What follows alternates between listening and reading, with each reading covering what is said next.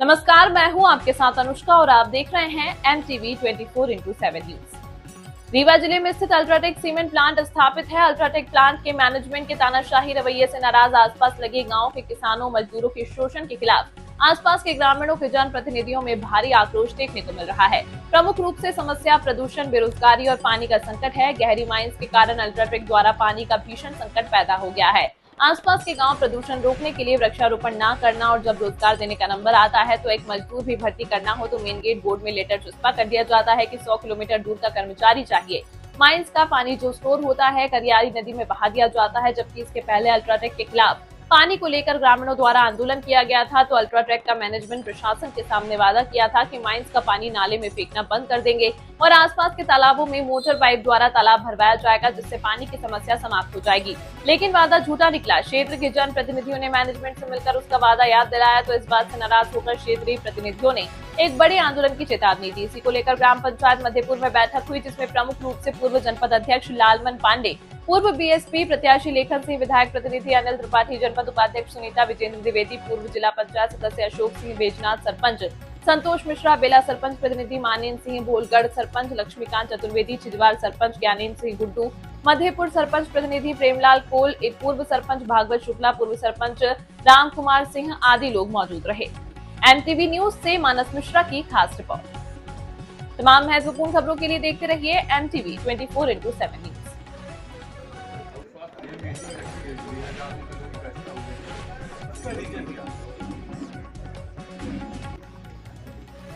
सब किसान और मजदूर इनको यहाँ कंपनी अल्ट्राटेक से हर तरह की किसानों को मजदूरों को दिक्कत है।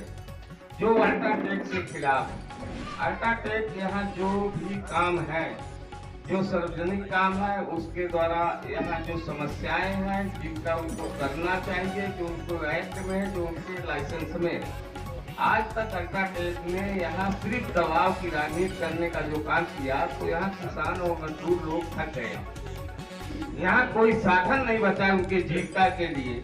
जमीन तो अल्ट्राटेक ले लिया है, उसके खिलाफ कलेक्टर को ज्ञापन दिया है। ज्ञापन देने के बाद 30 तारीख आज हो गई है। 30 तारीख को उन्होंने बुलाने की बात कलेक्टर साहब ने आदेश दिया था, लेकिन चूंकि आज इतवार है अभी हम लोग 3 दिन तक इसका वेट करेंगे। 2 तारीख को कोर्ट खुलेगा, कलेक्ट्रेट खुलेगा, इसके बाद हम इनको ज्ञापन देंगे। ज्ञापन देने के बाद अल्ट्राटेक के रेलवे गेट और डिस्पैच गेट के सामने धरना में लोग बैठेंगे अपनी मांग को मंगवाने के लिए। उसके लिए भीड़ इकट्ठा हुई है, पब्लिक लेके सब आएंगे और उसके खिलाफ अपनी मांग पूरी करने की तैयारी में आज यहाँ एक बैठक थी। अगर प्रशासन और कंपनी आप लोगों की मांगे नहीं पूरा करती है, अगला कदम क्या होगा? अगला कदम प्रशासन से भी आशा की जा सकती है। प्रशासन कुछ न कुछ इस बारे में सोचेगा। जनता की जो तबाही देखी जा रही है उसके बारे में प्रशासन और फैक्ट्री दोनों नहीं सुनते, तो हम इसके लिए अभी 2-3 दिन का जो अनशन का प्रदर्शन का काम कर रहे हैं उसको हमारी जनता यहाँ के किसान और मजदूर करेंगे। उसके बाद यदि वो कोई नहीं सुनने को तैयार होगा तो जो उसका यहाँ से माल हमारा पत्थर हो, चाहे हमारी जमीन खोद के पत्थर जा रहा है, सीमेंट बन रही है, उसको हम यहाँ से नहीं जाने देंगे। इस बात की हैसियत से हम लोग आएंगे। ये अल्ट्राटेक पहले जेपी का प्लांट था, जब से अल्ट्राटेक ने ग्रहण किया है कितने % लोगों को रोजगार दिया?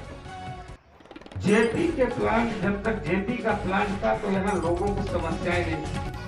जेपी एक गरीब से लेके एक किसान और एक मजदूर से लेके किसानों तक कहीं न कहीं हर तरह की व्यवस्थाएं की थी, चाहे वो आंगनबाड़ी की व्यवस्था हो, चाहे शिक्षा की व्यवस्था हो, चाहे स्वास्थ्य की व्यवस्था हो, जेपी सब कुछ करती थी। लेकिन अल्ट्राटेक जब से आई, इस तरह के कोई भी काम 5-10 साल हो गए, कोई भी काम अल्ट्राटेक द्वारा नहीं किए जा रहे हैं। एक कमरा बना लिए गए हैं 10 बाई 10 के, उसी में वो प्रशिक्षण, उसी में आंगनबाड़ी, उसी में लोगों की दवाई, हर चीज वो अपने बाउंड्री के एक कमरे में करके अब प्रशासन को दिखाती है। अब वो दिखाने का नतीजा ये प्रशासन उसी कमरे को देख के ये बोलता है कि अल्ट्राटेक मदद कर रही है। लेकिन प्रशासन ने कभी नहीं देखा कि गेट के बाहर कहीं कोई हॉस्पिटल हो, कहीं कोई शिक्षा की व्यवस्था हो, कोई कहीं सहायता की व्यवस्था हो आम आदमी आम जन की, ये नहीं। इसलिए यहाँ की जनता प्रदूषण से, यहाँ की जनता अपने काम से, अपनी बेरोजगारी से, यहाँ अपनी गरीबी से तबाह होकर अनशन करने, प्रदर्शन करने का, आमरण अनशन तक करने के लिए सोचा है। जिसमें सिंसिया राम जी है, उन्होंने बोला है यदि इस तरह की ये बात नहीं मानी तो चाहे हमको प्राण देना पड़े, मैं प्राण दे दूंगा, लेकिन अनशन वहीं फैक्ट्री के गेट पे ही रह जाऊंगा। यदि प्रशासन हमारी बात नहीं सुनता तो प्रशासन को हमने अभी 1 महीने का टाइम दे चुके हैं। अल्ट्राटेक को भी इसकी नोटिस गई थी, प्रशासन को भी नोटिस गई,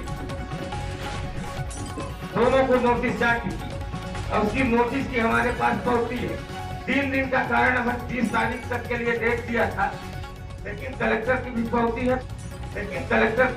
है, फैक्ट्री की भी पहुंची। यदि इसमें कलेक्टर अभी समिति को बुला के सुनता है, किसान संघर्ष समिति नाम है इसका, किसान मजदूर संघर्ष समिति है। यदि इस बात को कलेक्टर नहीं मानते, लोग मांगों की बात नहीं मानते, मैं 7 तारीख को ज्ञापन देना है, मैं ज्ञापन सबको दूंगा, कलेक्टर को दूंगा, एसपी को दूंगा, एसडीएम को दूंगा, थाना प्रभारी को दूंगा, डीआरएम को दूंगा कि हमारा रेलवे के द्वारा भी यहाँ से सीमेंट डिस्पैच नहीं होगा जब तक इन किसान और मजदूरों की बात अल्ट्राटेक सीमेंट नहीं मानेगी।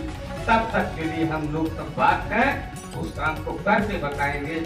ये बात आता है, ये किसी पार्टी से संबंधित है? कोई पार्टी पॉलिटिक्स नहीं है यहाँ, सिर्फ किसान और मजदूर संघ है और उस संघ काम करेगा, दूसरा कोई व्यक्ति यहाँ नहीं है। पार्टी होगी तो देश में होगी, प्रदेश में होगी। ये हमारी हर गांव की समस्या है, क्षेत्र की समस्या है, उसको हम लोग सब कोई मिलकर किसी पार्टी से उससे हट के बात करके जनता की सेवा के लिए और आने वाली पीढ़ियों की सेवा के लिए काम करें।